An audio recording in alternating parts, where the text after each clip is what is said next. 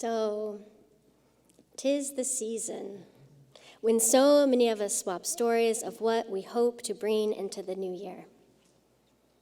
And this year, I couldn't help but notice that many of us are finding ourselves ringing in the new year with an alarm bell. We are in a time when many projections of the new year are full of fear. And many of the fears have to do with the anticipatory stress of an unpredictable future. Another year around the sun filled with uncertainty that is also coming with high-stakes geopolitical events. The stress we may be feeling is very real and very valid. 2024 is going to be the biggest election year in history, with more than 60 countries representing half of the world's population going to the polls in 2024. Collectively, these election results are going to shape and sharpen our unsettled world, which is why some political scientists are calling 2024 a make or break year for democracy worldwide. And so it's no wonder that so many of us are already feeling that nauseating sensation of what is also called the polar coaster, the up and down emotional toll that comes with polls, ensuing panic from the constant coverage of our political polarization. And with each ride of this polar coaster, seismic waves of stress hormones flood our nervous systems, impacting our well-being in ways that constrict our movements, can bring a sense of dread, foreboding, disconnection, and even hopelessness. Amid all this uncertainty, our brains and bodies can have a very hard time finding its grounding, finding our center, the thing that can keep us rooted in our faith and aligned with our values. So I am wondering, amongst all of the chaos and confusion of this very concerning time, what will our theological commitments be to ourselves, to one another, and to the wider world? Our religious values and beliefs, along with our spiritual practices, form what some people call a spiritual orienting system, or lived theology. And our lived theologies, they can be life-limiting or life-giving. And when we are under stress, our systems of meaning-making and spiritual orienting systems often end up being the ones we've inherited. These embedded theologies tend to surface. In our context of so much fear and uncertainty, our embedded moral theologies tend to be hyper-individualistic, focused on judging oneself and judging others in shame and blame, keeping us disconnected from the very things we need to heal our aching world. So when I listen to those alarm bells, the fear in the new year, I hear this collective, embodied, embedded, life-limiting theology. It's an embedded theology that is full of warnings. The ones that say some version of, I must, you must, be careful. Because people out there, people these days, ... fill in the blank. The underlying call to action is inaction because of fear. Warning ourselves and others to be careful, to exercise caution when engaging, refraining from doing the good deeds we are called to do as faithful UUs. Not voluntarily contributing out of fear of backlash or retaliation. When we are in protective and self-preservation mode, we become distanced and estranged. And all of this reflects the erosion of social trust in our ecosystem.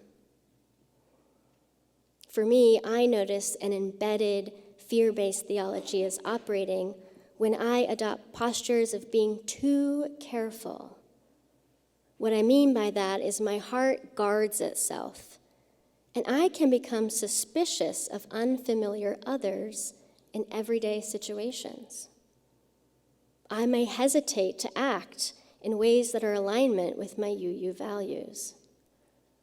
Or I find myself doubting that others will actually contribute to the public good. Staying in places of apathy where there is not just gloom, but also doom. Eventually, my heart cannot take it anymore. So I try to numb with this moral stress, finding myself engaging in consumerist distractions to suppress my agony. As an embedded theology, adopting postures that guard my heart, the ones that tell me to be careful, can be so life-limiting and also very, very lonely. But beloveds, there is another way to respond to this generalized social distrust when we choose faith over fear in our lived theologies. A way that links our heads to our hearts, to our willing hands, that connective tissue that is more life-affirming and life-giving. A way of being that is less concerned with being careful, C-A-R-E-F-U-L, and more concerned with being full of care, C-A-R-E-F-U-L-L, full of care. As Unitarian Universalists, if we are to embrace the whole of our calling and take seriously our covenantal theology, then our lived theology must do the sacred work of encountering others, including ourselves in a tender, loving way. Being careful, not careful, can shift us out of embedded theologies that habitually orient us to stress and anxiety, and shift us into theologies that are energized by love and by hope. Lived theologies that can make the world anew with compassion. Living in a way that is full of care instead of careful embodies compassion. Compassion that says, yes, I do care, and I can care. And yes, I am full of care. Care that is tender to myself and towards others by relaxing in this very moment. By staying open to that warm center you connected with earlier, the one that spoke to you when you dared to listen. The part of us that has a greater capacity to love whatever we are going through. That web of compassionate love that is always available to tend and to mend, both for ourselves and our hurting world. Being open to moving faithfully through the world in a compassionate, careful way is spiritually revolutionary. And it can also be quite demanding as a discipline. And that's because compassion invites us to pay attention to what is going on within us and around us if we are to truly become intimate with what it really means to care. Compassion calls us to pay attention to where pain assails us, where fear and frustration ascend upon us, and where regret, loss, and disappointment afflict us.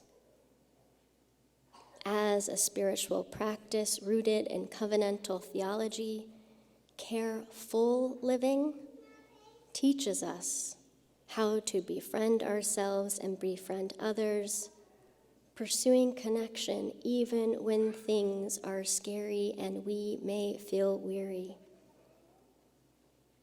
Compassionate living reminds us that this life here and your life right here, right now, can be loved and is lovable.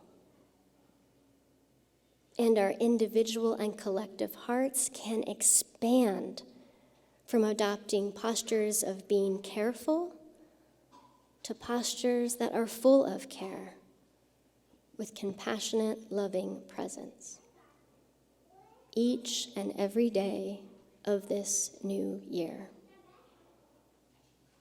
So, beloveds, may we commit ourselves to careful living. For when our heart is in a holy place, we can transform and heal the world. May it be so.